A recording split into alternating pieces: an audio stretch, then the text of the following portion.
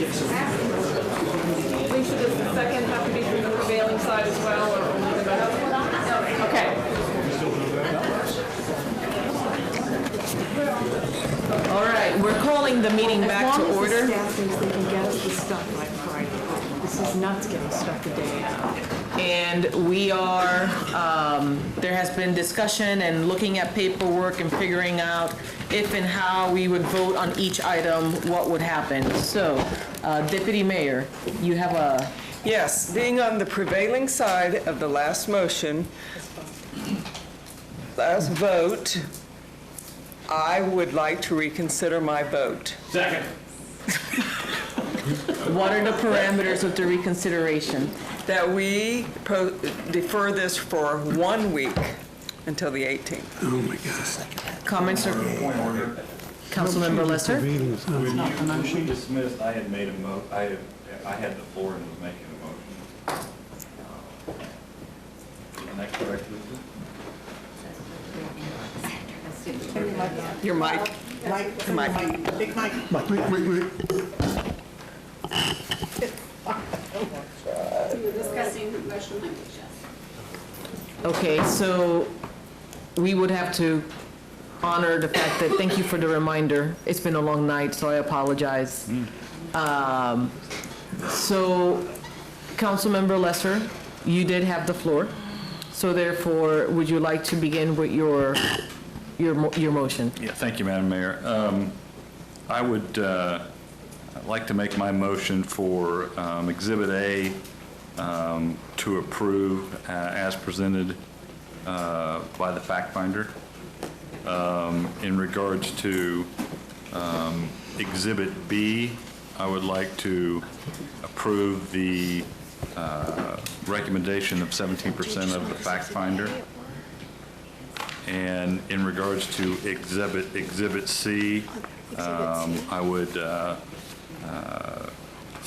move for that to be retroactive only to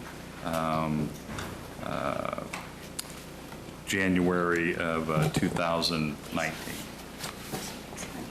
Okay, so we have a complete motion with regards, but the question that I have, Councilmember Lesser, what we had decided is that we were gonna go one item by one item. So if you would like to start with the first one, which is the second shift one. Okay, that's fine if that's the way you prefer. I thought we could go either way, was what I thought. And we can go either way, but if you want to keep your motion that way, do we have a second? A second.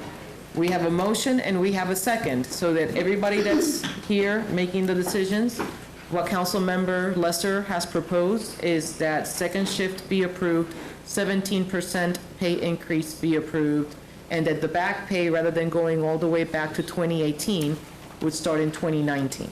Is that correct, Councilmember Lesser? That's correct, Madam Mayor. Okay, open for comments. Councilwoman Ortiz, to be followed by the Deputy Mayor, to be followed by Councilwoman Hiller. Thank you, Madam Mayor. Big Mike, I can't support that, and I'll tell you why. I sat here and I heard three different things that need clarification for me. One of them was the union did not agree with the fact finder.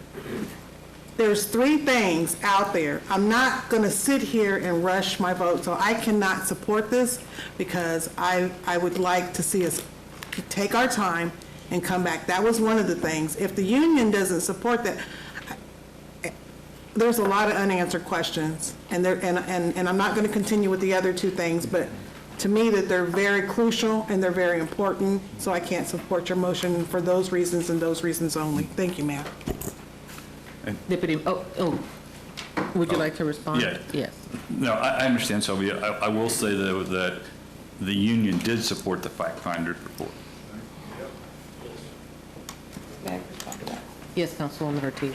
I heard a conversation that was reminded their attorney, and then there was discussion, there was some discrepancies, so I need to speak with city staff and I need to speak with their attorney to make sure that I have the right information, because right now I'm hearing two different sides. And that's just one issue. That's just one issue in all of this. So I can't support that, I'm sorry. Fair enough. Deputy Mayor? I'm with you. I am so confused and want to make sure that I know what everybody wants before I vote. So if we vote, if we all vote no or yes, that's going to be,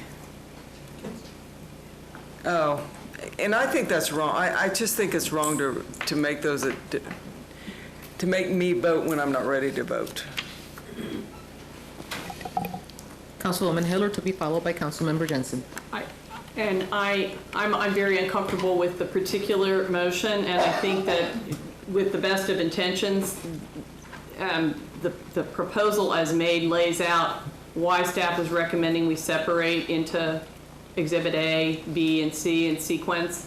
Because if somebody, for instance, wants to do A but not B, and then has questions about what's in C, then the whole thing will go down instead of being able to methodically get through it. We were advised that, the shift differential loosens up money, for instance. Also, in Exhibit C, there are more issues that we have a whole document that has language that's not limited to just when the back pay would go to. And so with the proposal as it stands, we would not have addressed the language that our staff has put on the table. I think we need to handle it differently. Councilmember Lesser. I would be willing to accept a friendly amendment if you would like to do that, to address them individually under the same corresponding recommendations that I had.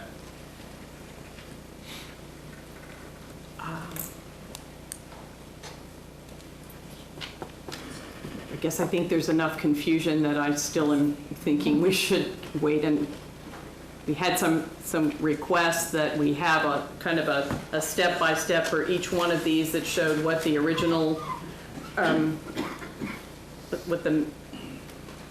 think there's 4. What the proposal was, what the fact finder recommended, what our management's recommending, and what the union is recommending, so that we can see for sure that we've addressed the issues. I'm not sure, and most people in the room anyway are certain of what's the case on each one. Councilmember Lesser. I guess I'm confused. I just said that I would accept them if you wanted to do it that way, one individual at a time. I just said that I would accept that, so I'm not exactly understanding what you're saying now. I'm not sure people are ready to vote anyway. So is your problem with voting right now, or is your problem with the way that I presented it for us to vote? Ready to vote. I'm ready to. Both. Just because of the split on the council and needing to be ready. Deputy Mayor, and I know that you're waiting, Councilmember Jensen. Can I make an amendment not to do it? I mean, can I make an amendment It's a no. I make a substitute motion? So, and the question would be, I think, that if we vote no, this current amendment, then we would have to, then it's a no, and we would have to come back to whichever meeting we want to come back at, and then suspend. Am I correct? No? We don't have to suspend?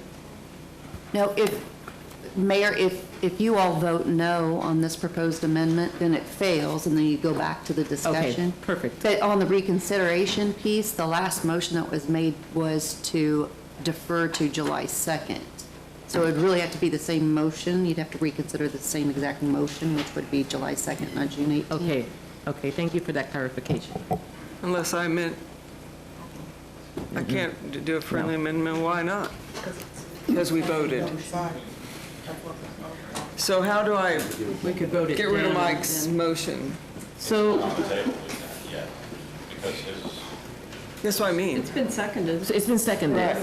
That motion was seconded by Councilmember What can I Padilla. do to, So therefore, I think that the adequate thing to do would be to Substitute. exercise the vote. The council members that feel that they're not ready to vote, if they, if they want more time, the vote would be a no. but then can you bring that back again? What if we're ready to do that next week, but it's already got a no vote? We can't relook at that. If Councilmember Lesser, seconded by Councilmember Padilla's motion fails to amend in the way that he set forth, then that goes away, and you have to go back to the to the original issue that's underlying. It doesn't preclude you. I don't know that there's an amendment. I need to move to approve. There's no amendment on the table. That's why if it's voted down, it's down for 6 months. Exactly, which is why I'm saying that we would have to determine when we're going to come back with the issue and suspend the rules so that we can see it. The amendment Councilwoman first- Ortiz. yeah. Anybody can pick it up on the prevailing side before the end of the meeting. And that help, whoever's on the prevailing side that wants to reconsider their vote, but it would be back on the original, which was the 2 weeks, or the July 2nd. If that's the only way she can. Okay. Councilmember Jensen, you've been waiting patiently. Thank you. Thank you, Your Honor. So, part of the driving factor behind this is I'm looking at the cost of living table in the wage study that I understand both the union and the city have agreed to. And as I read it, it says that the city of Overland Park, Kansas, and the Johnson County Water District Number 1 are both 7.6% cheaper to live in than the city of Topeka. And if I'm wrong on that, somebody please correct me, because my lived experience is it's way more expensive to live in that community than Topeka. And I would back that up by, sorry.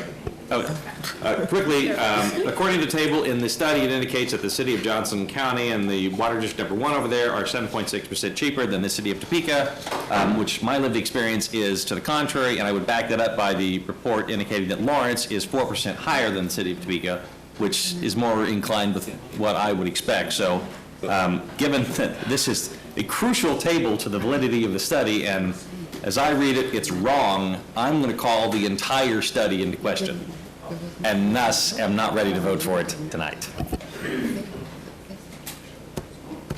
Okay. So we have in front of us a motion. Yes, City Attorney. Mayor, so these were amendments. It wasn't the original resolution as proposed by staff because, for instance, Exhibit B says a 17% pay increase and staff's recommendation is 11.5. So it's really an amendment to the document. So if the amendment fails, you're back to the original. the original underlying document. We never had an original motion, though. So what was brought forward to us was not necessarily a Right. motion. So his motion is the motion. So it's not an amendment. I mean, if somebody wanted to make an amendment, they could. I don't know if our rules, our governing body rules allow for a substitute motion, but typically in Robert's rules, that's You can do an that. option. Yes, we can do a substitute Somebody motion. wanted to make a substitute motion, we could vote on this, whether or not to accept the substitute motion. But that's not an do amendment, that. that's a motion. It's not,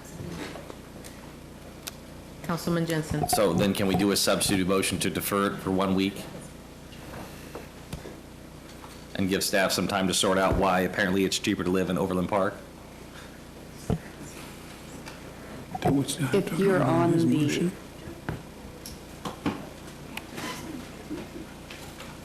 this motion has to be voted on. Exactly. This first motion has to be voted on. Well, but I just offered a substitute. Correct. So we have a substitute motion. Do we have a second for that substitute Yes. motion? And then I think that you have to approve. No? Okay, so we have a motion Substitute. We have to vote whether to accept the substitute motion. or not. We have to vote Would- on the substitute. Mayor, would it be easier if Councilmember Lesser withdrew the motion, or do we want to vote on it? But he doesn't want to. He didn't want to. He will Okay. not, okay. Okay. So at this point in time, we have a vote. We have a motion and a second for a substitute motion to defer this for a week. Councilwoman Hiller. And I just have a question for staff at this point. If we're going to try and do it in a week, we really need the documents that people have been asking for by Thursday or Friday at the latest, so that there is time to look at them and get back. And the question would be whether staff can provide that comparison document. City Manager. Actually, I was just thinking, and I think they were mumbling the same thing. I'm not exactly sure what documents we've been asked to provide.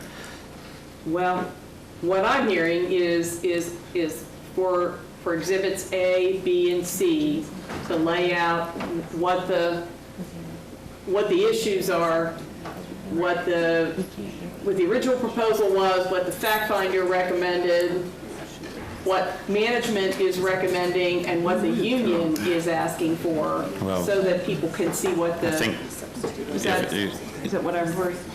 City manager. as it relates to the financial side, that is covered in the memo that was written from the Director of Finance. So our information is there, and as would be theirs, based on what the fact finder, because the union is asking the fact finder recommendation to be the one that is adopted. So the comparison exists on that memo regarding what we're proposing and what the union would support. And it addresses all three issues, both in the impact of the second shift, which they agree, we agree, and regarding to the wages, the amount that they proposed and what we proposed is there. So the numbers are present. I don't know that there's anything further that can be presented related to the numbers. They're in different documents. It's been hard for people to put it together. Councilmember Jensen. So I would follow up by asking the union team, could you guys have some answers to us in 7 days as well, or less than that? If we had specific questions. Okay. All right. So it seems like everybody can have whatever answers we think we need within the allotted time period, so I see no reason not to delay and double-check everything. So, right now, the vote that we have on the table is a substitute motion to delay for a week. Who did that? Exactly. Accepting or rejecting that substitute motion. Johnson seconded. Are we clear on what we're voting on? Who seconded that? Clear.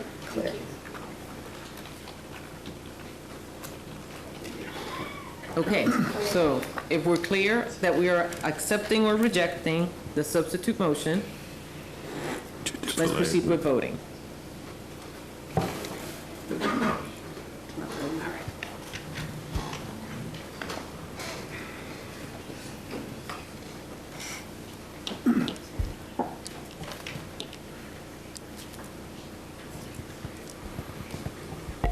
Okay, motion is approved. We have 7 yes with Padilla and Lesser voting no.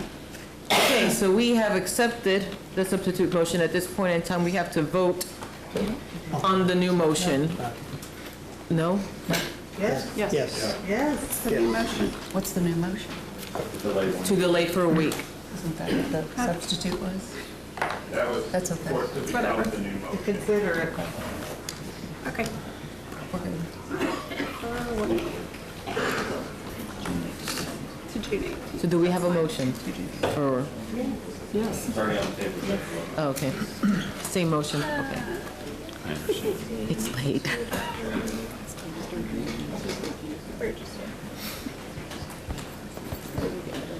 Okay, That's right.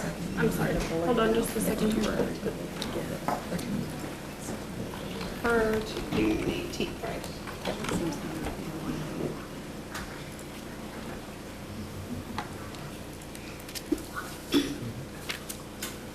okay, so we have the motion on the table. I have been very cautious at not making statements, but I will make a few remarks before we proceed with the vote. I'm with Councilmember Lesser in the sense that I think that I am ready to make a vote tonight, but I am hearing as mayor that the body needs more time. And it's not about what I want. I want to make sure that this team is able to make the decision that they want to make. And that they feel like they are confident in the moment that they make that decision. One of the things that we know is that once we make that vote, this is going to be it, okay? And we're not doing this because we want to kick the bucket. We're doing this because we want to make sure that everybody on this table is on the same playing field of understanding. Now, that being said, I was ready to support the motion that Councilmember Lesser made. I think that as we look at the situation, today's arguments were really arguments. I'm more of a data-driven person. And I think that in fairness, as we take a look at the fact-finding and we take a look at what's been occurring with the wages of our employees, I think it's fair that we treat the union employees the same way that we would treat all of our employees, because all of us have value. And we are seeing that there is close to a 30%. And I agree with Councilmember Lesser that there may be a plus or minus 5 on the true amount that we are off, but we are off. And it's not fair. It is not fair. Now, there is an expectation, and I would hope that our union that is listening right now, because most of you are here tonight, that we will consider finding a way that we could negotiate later on how to do some performance things. And I know that things might not have worked in the past, but I think that we need to figure out a way of working together better. The staff is not your enemy. They are looking right now at what we're looking at with the budget. We are looking at a really significant budget, not only this year, and I know that you guys are not part of the general fund, but we're looking at some changes in our budgets that are going to be very challenging. And we are saying, I am saying, I'm absolutely understanding and support that you guys do deserve the proper raise. We do need that second shift. Safety is first. I want everybody to come back home the way that you left, or even better, okay? So that second shift is a must. We need to keep you guys safe. It is not fair that you guys work like vampires. I think that Braxton was the one that used the term, or somebody used the term, that you guys work, come in, and you stay out there and you do all this work. We need to figure out a way. And I know that that means less overtime sometimes, but it means that you get to come back home and you get to come back to work the next day. So, in respect to the body, I will absolutely support the motion to defer. But I don't want there to be any question with regards to where I stand. So, with that being said, if there's no further discussion, we proceed by voting for the deferment.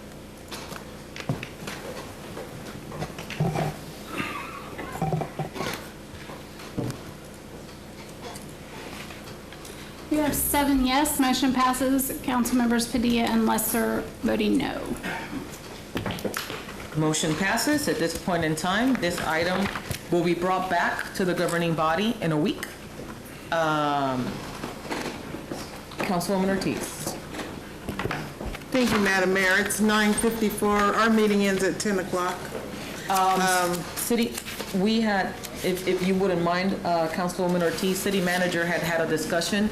We knew that this was going to be a very long night, and we had talked about maybe deferring the items that we had left in the agenda.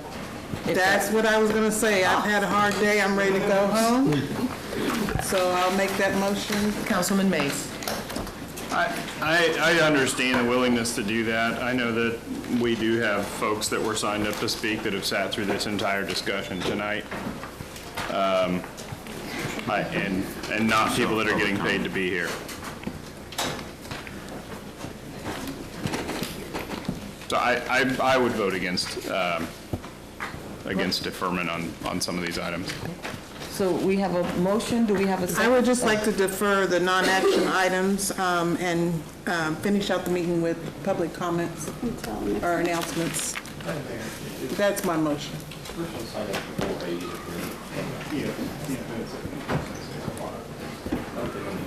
Well, let them be. Could we just have the public comment? But yeah. Okay, so the motion has been amended that we would not have the discussion on the items. However, the individual signed up to speak on items 4A and for the public comment, we would extend the meeting to allow those comments to occur. So moved. Do we have a second? We have a motion and we have a second. All of the, we proceed with voting. Hold on.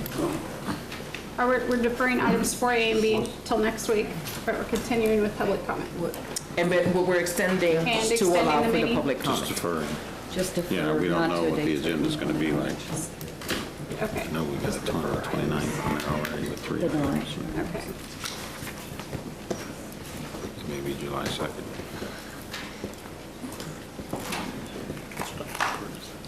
Okay. Yeah. Did you go home already? Yeah, they went home already. Curtis and Richard both. Councilmember Hill. Yeah.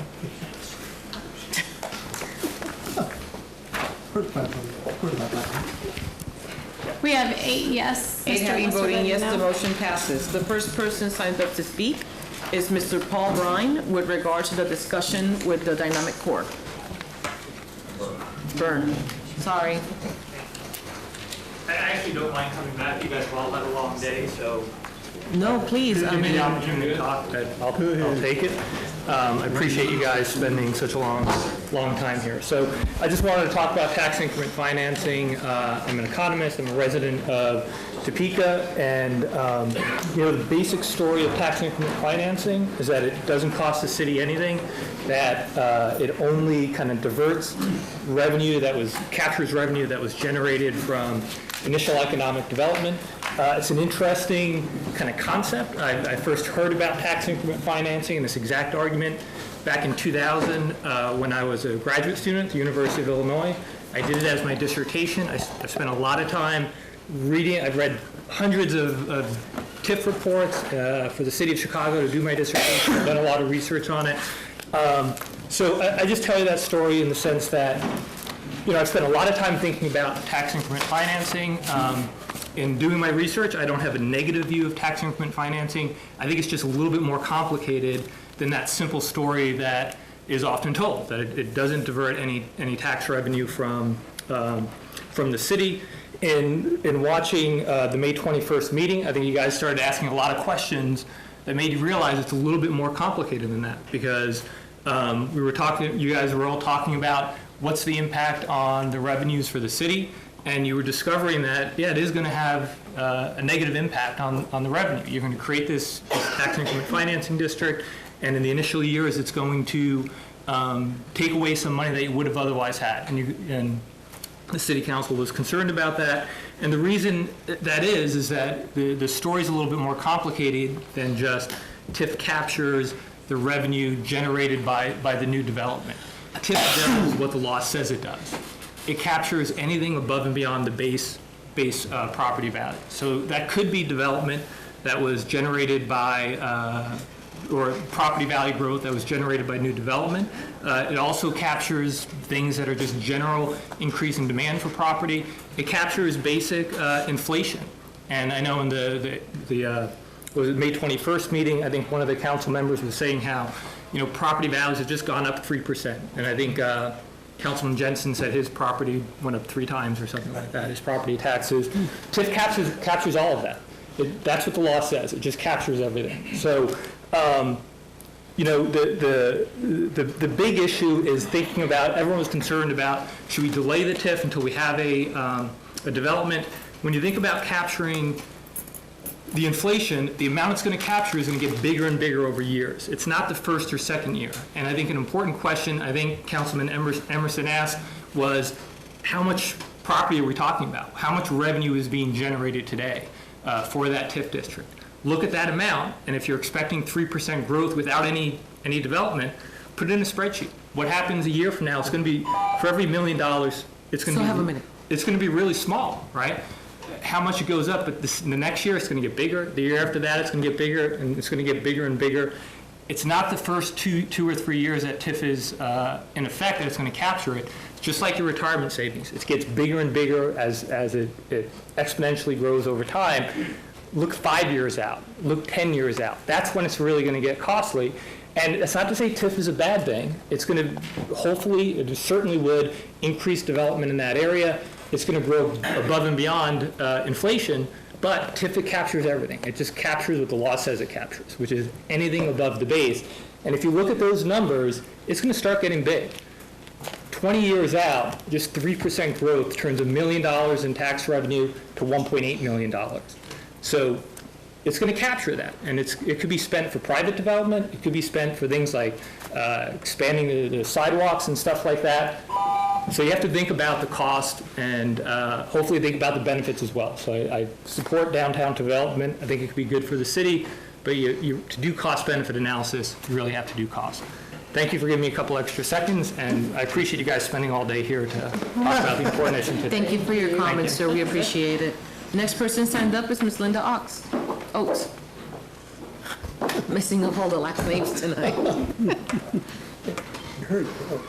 Tried to give you something easier than that last one. Good evening, I'm Linda Oakes. I'm the director of the Shawnee County Health Department. I want to introduce Susan Kamen. I got around to some of you, but some of you I did not yet tonight. She's our new community health planner.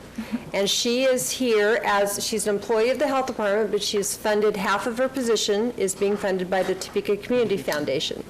So our hopes with her position is that she can help guide us in the community health improvement plan, reporting out to you all on that, as I joke with some of you, bringing some good news and not just bad news about our community health. And so you'll be seeing her at many of these meetings, and she's available to you as a resource. I hope she can get around and meet with each of you and talk about what you hope to see in Topeka as far as health in our community.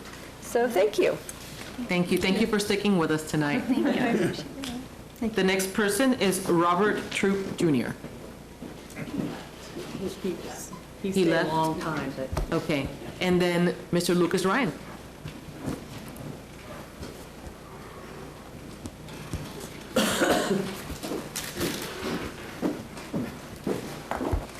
First, thanks for staying a little bit late. I appreciate it a lot. I'll try to keep it pretty brief. I'm here to talk about the Metro program this evening, and I sent you all an email with a link to the sources that I'll reference throughout this, but I sent it from the floor over there, so you probably didn't see it before the meeting because it was sent during the meeting. Specifically, there was an editorial that went around today discussing the previous request for that mill levy increase. And I've spoken to the director of the Metro Bikes program and a couple other folks trying to get a little bit more of the picture of this. And a lot of it is just to maintain current services as they're provided. And digging through the finances of that program, there was a roughly $300,000 deficit that was ran in the fiscal year of 2018. The bike share is one of the top 10 in the country. I think we've all seen that number, and it's a phenomenal program and a gem. But when you apply the economic multiplier for public transport programs, you get $4 back in economic activity for every dollar spent. So that $270,000 deficit that we saw translated to $1,080,000 in the Topeka economy from that public transport program and all that money that went into it. That's growing and expanding a tax base. That's allowing for sales tax to collect more without having to increase taxes. And I think we've all seen what happens when we don't increase general fund revenue with the discussion tonight of an increasingly strained city budget. And I just want to come here to encourage you all to take up the Metro Bike program and the Metro budget again before the end of this year to make sure that we don't see a scaling back of services. They're talking about cutting the bike program or reducing the bus routes by an hour in the evenings, which is just going to cause more of a dampening on our potential growth as a tax base. And then we go back to the conversation earlier where we were talking about Visit Topeka and that money and how they're going to manage that. Well, if people are coming to visit Topeka, they might not bring their car. And if they don't bring their car, they have to get around the city somehow. And this provides that infrastructure for further growth and expansion and allowing our city to grow the way that we keep talking about wanting it, especially in downtown as we look at expanding that area. So I just wanted to come speak to you on behalf of the Metro Bikes plight as well as the Metro Transportation Authority in general, just saying we really need to support them and looking at that economic multiplier about how it expands the tax base without having to truly dip too deeply into farther down the line having to increase taxes. It's truly a model for fiscal responsibility because in 5 to 10 years, we don't have to have the conversation again of they have the same amount of money and inflationary pressures on their cost, on their maintenance, and on their labor because they're going to see inflationary pressures. And do we want to have to fight later on for that or do we invest now on it? So please take it up again before the end of the budget season. Thank you very much for your comments. At this point in time, we are done with the public comment section. We move forward to the announcements, as the clerk would read. On the June 18th agenda, we have one presentation for United Way City of Topeka campaign. We have several board appointments. Actually, action items will include a public hearing and ordinance for the Sherwood Crossing Villa West Community Improvement District at 29th and Wanamaker, resolution of intent for IRB's industrial revenue bonds for Sherwood Crossing. And then we have a resolution setting a public hearing for the Sherwood Crossing Redevelopment TIF District Project Plan. We have an ordinance for initiating eminent domain proceedings for the Grant Jefferson Pump Station. And the ordinances that were initially on for the UMC and the black flow prevention will have to be moved back until we have discussion. And then we'll have personnel code evaluation and review and approval of the 2020 social service grant allocations. Non-action items are the discussion on the 2020 City of Topeka operating budget. City manager, next week sounds great. The hits keep coming. I have a few items I'll go through quickly. The planning department is hosting a workshop with Bob Yap. This workshop on the removal of non-original vinyl siding on historic Garling House homes in Topeka will take place this Saturday. You can register for the event at topeka.org/planning/thebigreveal. Also today we had NeighborWorks Neighborhood University Workshop, had 35 attendees from 5 NIAs, 3 city departments, and 10 different community and social service agencies. The next city manager's mobile office, the Out and About Trout, will be on June 24th from 1 to 5 at the Yak and Yarn. So the last item I have is, I know we're about to enter into the budget phase for the operating budget, and I want to start personally thanking the finance department staff, from the director on down, for all the work they've been putting in and the extra hours to prepare the city budget. We have a lot of work ahead of us, so I'll thank them now, because it'll be very difficult as we go forward. If you've not scheduled your one-on-one visit, I think I have just about everybody scheduled with me and the finance team. Please do so. I'm looking forward to starting that discussion and review of our operating budget. Awesome. So another plug for the budget, not only for the council members, it's a huge deal. And I want to give a lot of credit to our budget staff. When we started looking at this budget, it was really scary, and just proof of the amazing team that we have, it doesn't look scary anymore. But I'll let them tell you more about that, because there's much more to come. But it doesn't mean that we shouldn't be looking at our budget and having some serious conversations about not only where our budget is today, but where our budget is going to be in the next few years. I was told that it's been 6 years since we've considered any look at our mill levy. And I'm not saying that that's where we're going, but I'm just letting everybody know that this is our reality. With regards to my announcements, I really don't have much. I just want to again reiterate the great discussions that we've had tonight. The fact that we've been able to come to this conversation is not ideal. It's not the way that we as council members expect the process to work. We typically expect for the staff, they all get together and we come to an agreement. And for the people that were watching at home, this typically doesn't happen. So if you really haven't seen this before, it's not usual. We had a situation, we had an impasse, and we're at the point that we're bringing all of those items to the council. I want to say thank you to the National YWCA. It was a distinct honor to speak at the national conference this weekend. And it was just inspiring to see so many women stand up and support other women, and to see how throughout the nation we're having these really great conversations on how do we keep families safe from domestic violence and sexual violence. So it was just inspirational. So with that, Councilman Emerson. Nothing tonight, Mayor. Padilla? Just very quickly, I want to thank Chief Cochran for participating in the forum that we had on guns against violence, or violence. Well, I can't remember. Violence against guns. They had so many different names going on. It's group intervention. Yeah, thank you. That's probably the safest way to go. Also, and to invite you all on Saturday, June 15th from 10 to 2, they're going to be doing the public participation of the mural project down there at the Topeka Police Department. So even you can bring a brush. Yeah, in the high parts. But that's all I have. Thank you. Councilman Jensen. Oh, my.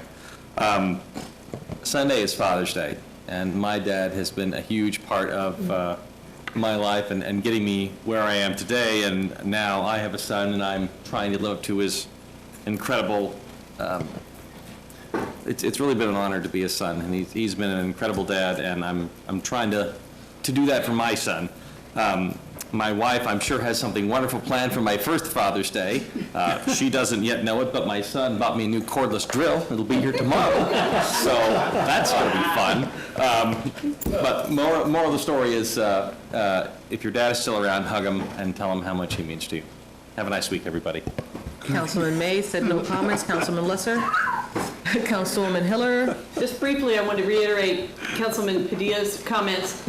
The model that was presented at the Healing Gun Violence program on Friday was really compelling and something that I think could work. I know that people are going to look into it more.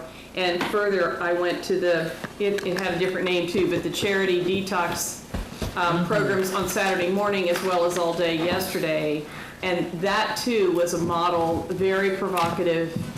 That was a full house at the Pennant, so like 80 people there, participating all day. It was good. That's it. Thank you. Deputy Mayor, Councilwoman Ortiz.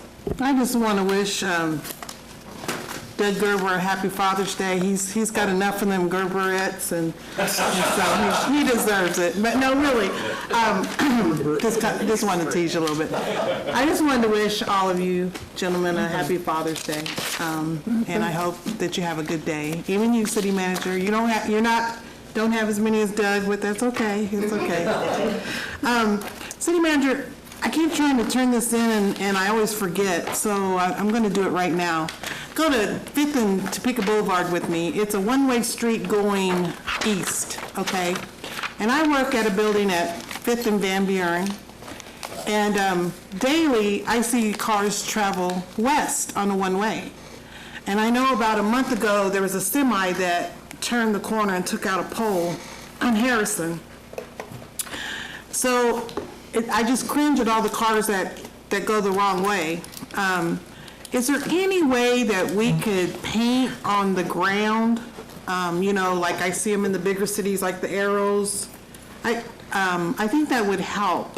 Can we look into that to see if we could do that? So maybe if they see those arrows, why they're going the wrong way.